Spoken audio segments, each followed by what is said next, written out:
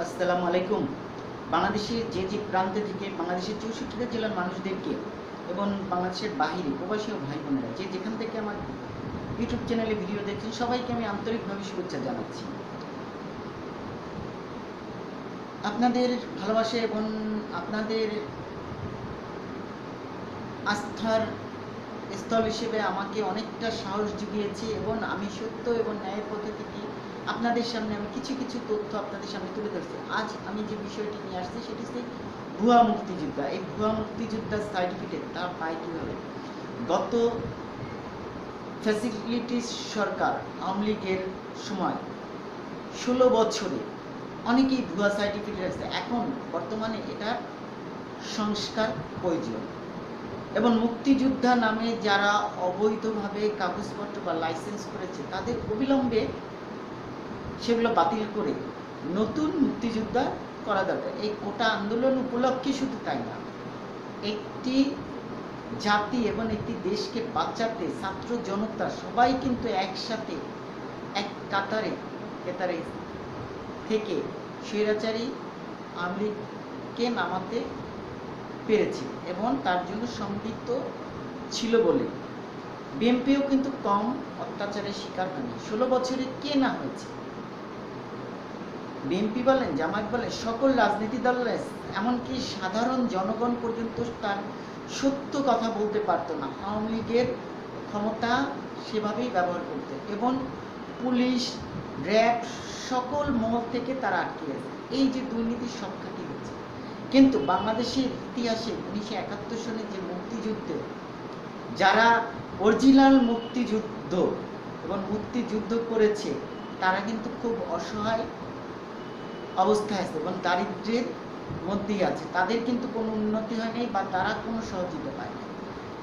এরকম তথ্য আমি চেষ্টা করছি আপনাদের সামনে তুলে ধরবার জন্য, কিন্তু ভুয়া মুক্তিযোদ্ধা যারা যুদ্ধ করেনি কিন্তু মুক্তিযোদ্ধার সার্টিফিকেট নিয়ে সরকারের সুযোগ সুবিধা বিদেশি সংস্থা থেকে অনেক সুযোগ সুবিধা গ্রহণ করেছে, এমনকি পুলিশ পর্যন্ত কিন্তু বাদ যায় নাই। তারই একটি মুখোশ আমি আপনাদের সামনে তুলে ধরবো। আমার এখানে নাগরিক টেলিভিশন এবং কালবেলা খুব ভালো কাজ করতেছে। আমি কালবেলার একটি ভিডিও ফুটেজ দেখলাম এবং এই ভিডিও ফুটেজটা থেকে একটু ঘুরে আসি কালবেলা কি রিপোর্টটি দিয়েছে, তারপর আমি আবার আপনাদের সামনে কথা বলছি। পুলিশের বর্তমান অতিরিক্ত ডিআইজি শেখ রফিকুল ইসলাম শিমুল এএসপি হওয়ার পর তিনি যেমন আলাদিন চেরাগ হাতে পেয়ে যান, সেই চেরাগ দিয়ে তিনি প্রথমেই যে কাজটি করেন তা হল নিজের মৃত বাবাকে মুক্তিযোদ্ধা হিসেবে তালিকাভুক্ত করা। গত 2 যুগে অবৈধভাবে অর্জন করেছেন শত শত কোটি টাকা সম্পদ। তার প্রথম প্রতিপত্তি সম্পর্কে বিস্ময়কর তথ্য দিয়েছে তার আত্মীয় স্বজন এবং সহকর্মীরা। জাফর ইকবালের প্রতিবেদনে বিস্তারিত জানাচ্ছেন তারেক আহমেদ। খোঁজ নিয়ে জানা যায়, ভুয়া মুক্তিযোদ্ধার সনদে চাকরি পাওয়ার পর নিজের ক্ষমতা বলে মৃত বাবা আব্দুর রাজ্জাক শেখকে গেজেটভুক্ত করে মুক্তিযোদ্ধা হিসেবে তালিকাভুক্ত করান রফিকুল ইসলাম।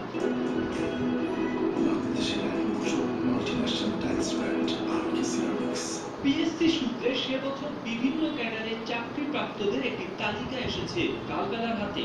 সেখানে দেখা যাচ্ছে 017255 রোল নম্বরে 108 নম্বর ক্রমিকের মুক্তিযোদ্ধার সন্তান কোটায় চাকরি পেয়েছেন শেখ রফিকুল ইসলাম। এছাড়া বাংলাদেশ সরকারি কর্ম কমিশন থেকে পাঠানো একটি চিঠিতে বলা হয়েছে শেখ রফিকুল ইসলাম 20তম বিসিএস এর মাধ্যমে মুক্তিযোদ্ধার সন্তান কোটায় প্রার্থী হিসেবে বিসিএস পুলিশ ক্যাডারে সুপারিশপ্রাপ্ত হয়েছে। 2001 সালের 31 মে 20তম বিসিএস এর পুলিশ ক্যাডারে মুক্তিযোদ্ধার সন্তান কোটায় এএসপি হিসেবে যোগ দেন। খোঁজ নিয়ে জানা গেছে 2001 সালে রফিকুল ইসলামের বাবা মৃত আব্দুর রাজ্জাক শেখ মুক্তিযোদ্ধা হিসেবে তালিকাভুক্ত হননি। আব্দুর রাজ্জাক শেখ মুক্তিযোদ্ধা হিসেবে তালিকাভুক্ত হন 2005 সালে। রফিকুল ইসলাম পুলিশের চাকরি পাওয়ার আগেই তার বাবা মারা যান। বিসিএস এর আবেদন পত্রে রফিকুল ইসলাম নিজেও তার বাবাকে মৃত ঘোষণা করেছেন।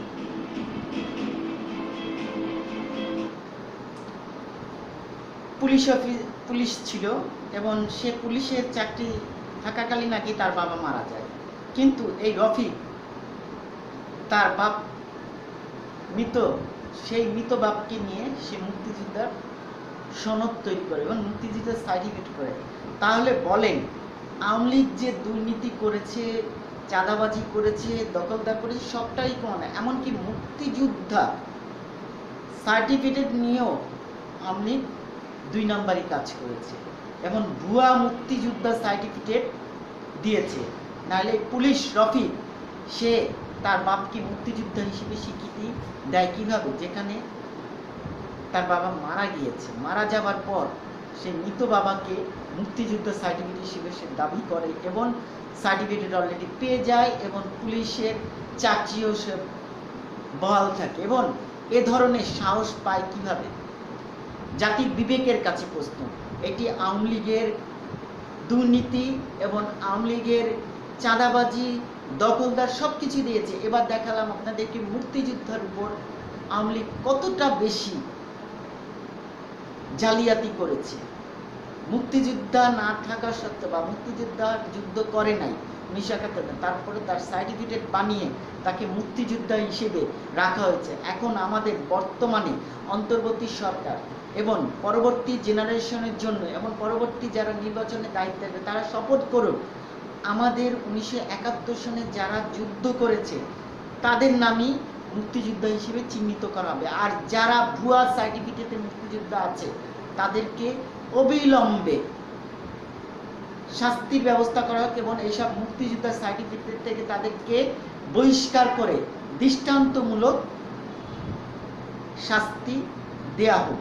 কারণ এ ধরনের ঘৃণ অপরাধ যাতে না করে। আমাদের মুক্তিযোদ্ধাটাকে আজকে কতটা নিচে নামছে, এখানে বোঝা যাচ্ছে আওয়ামী লীগ আসলে নিজে যেমন যুদ্ধ করে নাই, আওয়ামী লীগের প্রতিটা নেতা ছিল চাঁদাবাজ, দুর্নীতিবাজ, ঘুষখোর এবং ক্ষমতার জোরে সব কিছু বহাল অবস্থা করছে।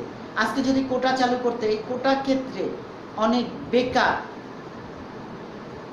ছেলেমেয়েরা পড়ে থাকতো, কিন্তু কোটার জন্য মন্ত্রী মিনিস্টাররা বড় বড়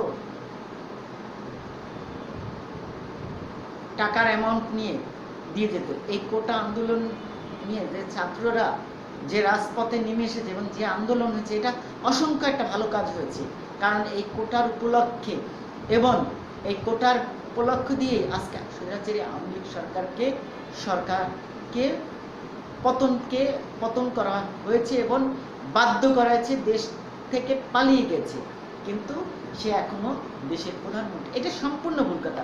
তুই যদি দেশের প্রধানমন্ত্রী তাহলে তুই পালিয়ে যাবি কেন? সবাই তো সব মিডিয়া চ্যানেল এবং পত্রিকাতে দেখানো হয়েছে, তুই পালিয়ে গেলি কেন? তোর বড় বড় নেতারা যারা দুর্নীতিবাজ, যারা চাঁদাবাজ, তারা পালিয়ে আছে কেন? যদি সাহস থাকে তোরা সামনে থাকবি। হ্যাঁ, এটাই হচ্ছে, তোরা সামনে থাকলে জনগণই তোদেরকে গণপিটুনি দিয়ে ব্যবস্থা নিত। ওই যে সেদিন আন্দোলনের ডাক দিল, মহাসমাবেশের আমলের ডাক দিয়ে 7 জনের মতন অলরেডি গণপিটুনি খেয়েছে। তাহলে এটাই বোঝা যাচ্ছে আওয়ামী লীগ 16 বছরে যা করেছে, আরো যদি 5 বছর থাকতো দেশটার পুরো 12টা বাজায় থাকতো। ছাত্র জনতাকে অসংখ্য অসংখ্য ধন্যবাদ যে কোটা সংস্কার করতে যে একটি সুন্দর একটি স্বৈরাচারী সরকারকে বিদায় দিয়ে একটি অন্তর্বর্তী সরকার গঠনে তারা এগিয়ে এসেছে। এখন বর্তমানে এদেশটাকে বৈষম্যভাবে আমাদেরকে দায়িত্ব পালন করতে হয় এবং যেখানে যা সংস্কার করে, এই সংস্কার কাজগুলো খুব জরুরি দরকার। এ অমুকে বিচার যায়, এ অমুকে দাবি দাবা করে, এগুলো কিন্তু মেইন না। এখন মেইন জায়গায় পয়েন্টে বেশ কিছু সিস্টেম তৈরি করতে হবে। যেমন অলরেডি কিছু কিছু জায়গায় যানজট নিরসন করা গেছে, কিছু সিগন্যালের গাড়ি আটকে দেওয়া, এক রোড করে দেওয়া হয়েছে। যেমন আসাদকে তেজগাঁও শিল্প এলাকায় যানজট অনেকটা কমে আছে, দেখাই চালিত হবে, সে যেমন বন্ধ করে দেওয়া আছে। শুধু এরকম যানজট নিরসনে না, বেশ কিছু পদক্ষেপ গ্রহণ করতে হবে। আর এই মুক্তিযোদ্ধা সম্পর্কে এই জন্যই বলা যে মুক্তিযোদ্ধার সার্টিফিকেট যারা বহন করেছে এদেরকে চিহ্নিত করে অবিলম্বে তাদের বিচার করা উচিত এবং এই ভুয়া মুক্তিযোদ্ধাদেরকে বাদ দিয়ে আসল মুক্তিযোদ্ধাদের সার্টিফিকেট এবং সংস্করণ করতে হবে এবং সংরক্ষণ করে রাখতে হবে, যাতে তারা এই দেশের জন্য 1971 সালে যেমন দেশটাকে যুদ্ধ করে স্বাধীন করেছে, তাদের নাম চির ইতিহাসের পাতায় লিখে দিতে হবে, যাতে ভবিষ্যৎ জেনারেশন যারা আসবে তারা জানতে পারে, বুঝতে পারে অরিজিনাল মুক্তিযোদ্ধা কারা।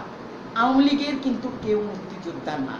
এই স্বৈরাচারী ফ্যাসিলিটিদের নাম টোটালি আমাদেরকে ভুলে যেতে হবে, কারণ এই আওয়ামী লীগ গত 16 বছরে অনেক অনেক মানুষকে অত্যাচার করেছে, এমনকি মানে কোনো জায়গায় তার পাপ কাজ করে না এরকম না, তারা সবখানি দুর্নীতি করেছে, মুক্তিযোদ্ধা পর্যন্ত তারা বিকৃত করেছে।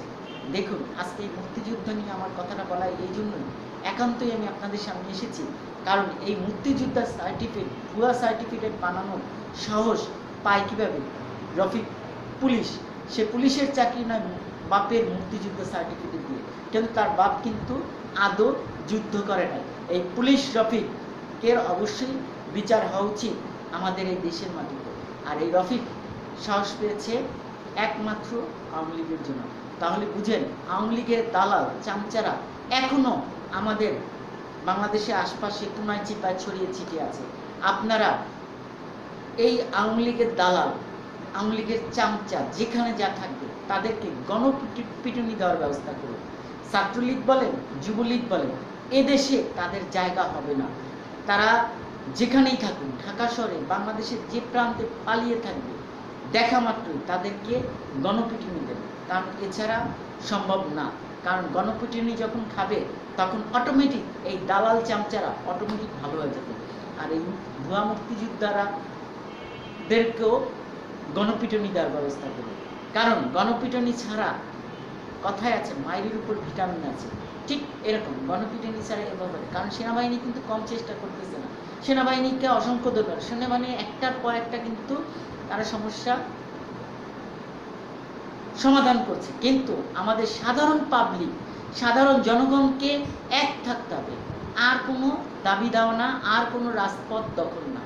এখন আমাদের এ দেশটাকে বৈষম্যমূলক নীতি নির্ধারণ করতে হবে এবং দেশটাকে সাজাতে হবে।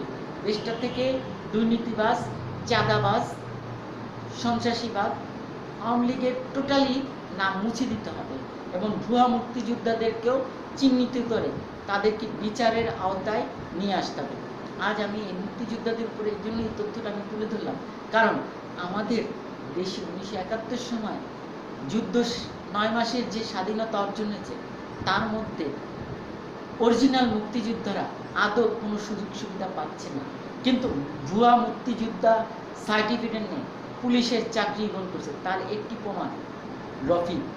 এই জন্যই আমি আপনাদের সামনে এটি তুলে ধরলাম এবং নাগরিক টেলিভিশন, কালবেলা, এই দুটো চ্যানেলকে অসংখ্য অসংখ্য ধন্যবাদ। তারা একের পর এক এগুলো খুলে দিচ্ছে। আমি এসব আপনাদের সামনে, আমিও আপনাদের সাথে এটার সাথে একমত আছে, আপনারা সঠিক এবং সঠিক নিয়ন্ত্রণে কাজ করুন। দৃষ্টিভঙ্গি বদলান, জীবন বদলে যাবে। আর দৃষ্টিভঙ্গি যদি বদলাতে না পারেন তাহলে কখনোই জীবন বদলাবে না। আসুন আমরা এই বৈষম্যকে আরও বৈষম্য করবার জন্য সেই লক্ষ্যে আমরা এগিয়ে যাই এবং দেশটাকে সাজাতে, সুন্দরভাবে সাজাতে সকল জনগণকে এগিয়ে আসতে হবে। যানজট মুক্ত, যেখানে সেখানে ময়লা আবর্জনা ফেলা যাবে না, সিগারেট সহ সকল তামাকজাতীয় মাদক দ্রব্যকে না বলুন এবং ইসলামকে সঠিকভাবে ব্যবহার করুন। ইসলামকে কেউ বিকৃতি করবেন না এবং ভুয়া মুক্তিযোদ্ধাদের উপর সজাগ দৃষ্টি রাখুন। এবং আসুন ছাত্র বৈষম্য এবং ছাত্র জনতা যেভাবে একসাথে যেমন স্বৈরাচারের পতন হয়েছে, সেই সকল জনগণ আমরা একত্র হয়ে এ দেশটাকে সুন্দরভাবে সাজাতে এবং এই দেশটাকে বৈষম্যপূর্ণ করতে, এ দেশটাকে একটি সুন্দর জাতি হিসেবে দেখতে আমরা সবাই এগিয়ে আসবো। এটাই হবে আমাদের একান্ত কাম্য। এখন আমাদের কোনো দাবি দেওয়া না, এখন আমাদের হবে রাজপথ দখল করে না, এখন দেশটাকে সুন্দর এবং বৈষম্যমূলকভাবে একটি সুন্দর দেশ গঠন করতে আমাদের সকলকে এগিয়ে আসতে হবে। ভালো থাকুন, সুস্থ থাকুন। যে যেখান থেকে আমার ভিডিও দেখছেন, যারা এখন চ্যানেলটি সাবস্ক্রাইব, তারা চ্যানেলটি সাবস্ক্রাইব করুন ও বেল আইকনে ক্লিক করুন। সবাইকে আন্তরিকভাবে ধন্যবাদ জানিয়ে আমি বিদায় নিচ্ছি। খোদা হাফেজ।